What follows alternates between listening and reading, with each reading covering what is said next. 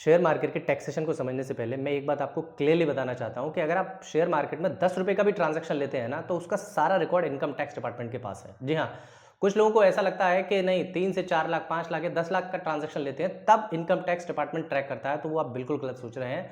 आपका 10 रुपए से ऊपर तक का ट्रांजैक्शन का सारा रिकॉर्ड इनकम टैक्स डिपार्टमेंट के पास है। चलो मैं आपको प्रूफ दिखा देता हूँ। और उसके लिए आपको इनकम टैक्स की वेबसाइट पर जाना होगा। इनकम टैक्स की वेबसाइट पर जाएंगे तो आपको एआईएस का कॉलम मिलेगा। एआईएस के कॉलम पे जाएंगे, पहले तो आपको लॉगिन कर लेना है अपना क्रेडेंशियल सारे। लॉगिन करने के बाद एआईएस के पोर्टल पे जाएंगे। एआईएस के पोर्टल के बाद आप देखेंगे कि यहाँ पर आपके पैन कार्ड से रिलेटेड जो भी ट्रांजैक्शन किए गए हैं, annual information statement, tax payer information summary, मतलब जो कुछ भी ट्रांजैक्शन आपने जिस भी फाइनेंशियल ईयर में, आपने फाइनेंशियल ईयर इसमें क्लिक कर लीजिएगा एफआई 23-24 के लिए या 22-23 के लिए, उससे रिलेटेड आपके पैन कार्ड से, जिस पैन कार्ड से जितने भी ट्रांजैक्शन लिए गए हैं स्पेशली इन शेयर मार्केट, या तो वो एलटीसीजी या एसटीसीजी जिसमें भी आते हैं, वो सारा रिकॉर्ड आपको इनकम टैक्स की वेबसाइट पर जाकर के दिखेगा। तो अब आपको एक बात तो क्लियर हो गई होगी कि आपके सारे रिकॉर्ड इनकम टैक्स डिपार्टमेंट के पास है। अगर आपको ऐसा लगता है कि सिर्फ हम गेन ही गेन करते जाएंगे और अपना इनकम टैक्स नहीं भरेंगे, तो आई मस्ट से दैट कि हो सकता है, इट माइट हैव चांस कि इनकम टैक्स का नोटिस आपके घर पे आ सकता है। और एक बात और क्लियर कर दूं, ये सारे रिकॉर्ड इनकम टैक्स में ना, इनकी मदद कौन करता है? सीडीएसएल, एनएसडीएल, केफिन टेक्नोलॉजी और कैम्स, ये चारों कंपनियां आपके सारे एक्सपेंसेस, शेयर मार्केट से रिलेटेड जितने भी ट्रांजैक्शंस हैं, वो रिकॉर्ड मेंटेन करती है। इस बात को ध्यान रखिएगा। तो चलिए इस वीडियो के थ्रू हम समझने की कोशिश करते हैं कि कौन कौन से टैक्सेस हैं जो शेयर मार्केट में लगते हैं। अगर आप डिलीवरी ट्रेडिंग करते हैं या इंट्राडे ट्रेडिंग करते हैं या एफएनओ करते हैं, तो सब में आपको टैक्स भरना होता है। तो इस वीडियो के थ्रू हम समझेंगे कब, कौन सा और कितना टैक्स आपको देना होता है अगर आप इनमें से कोई भी ट्रेडिंग कर रहे हैं। तो वीडियो स्टार्ट करने से पहले मैं यही कहूंगा, अगर आपने मेरे चैनल को सब्सक्राइब नहीं किया है तो मेरे चैनल को सब्सक्राइब कर लेना और मेरी फैमिली का हिस्सा बन जाना। और मेरा नाम है विशेष सिंह, मैं हूं एनआईएसएम सर्टिफाइड रिसर्च एनालिस्ट और आप देख रहे हैं फाइनेंस.com।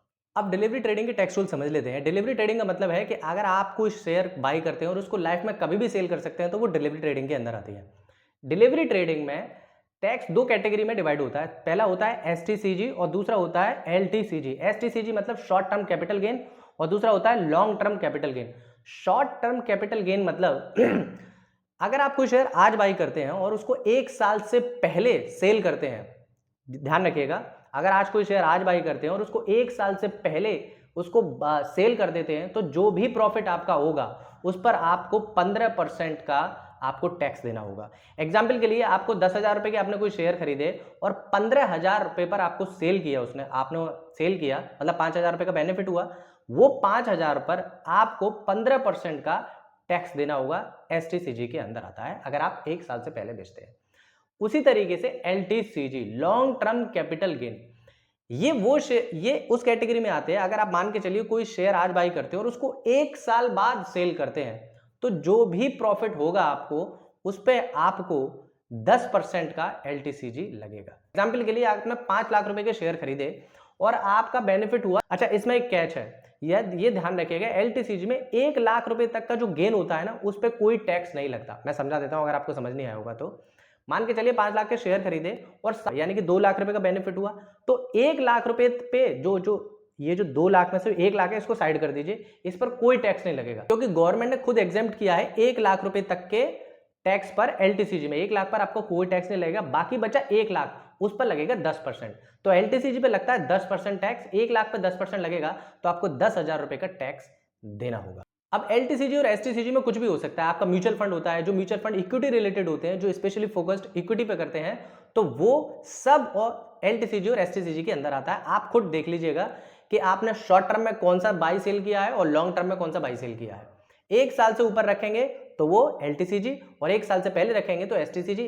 एसटीसीजी पे लगेगा आपका 15% और एलटीसीजी पे लगेगा 10%, जिसमें 1 लाख रुपए तक की छूट है, जो मैंने आपको क्लियरली बता दिया है। और 1 लाख रुपए की छूट क्यों मिल रही है? क्योंकि गवर्नमेंट का खुद मानना है, क्योंकि इन्फ्लेशन भी है ना, अगर आप 1 साल के बाद बेचेंगे तो वो वैल्यू भी तो बढ़ रही है, तो इस इन्फ्लेशन को एडजस्ट करने के लिए 1 लाख रुपए तक की आपको उसमें छूट दी है।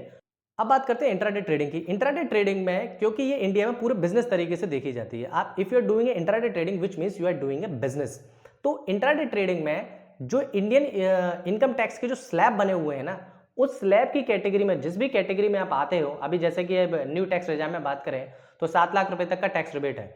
वो कैसे है वो मैं आपको स्पेशली एक स्पेशल वीडियो में समझा दूंगा।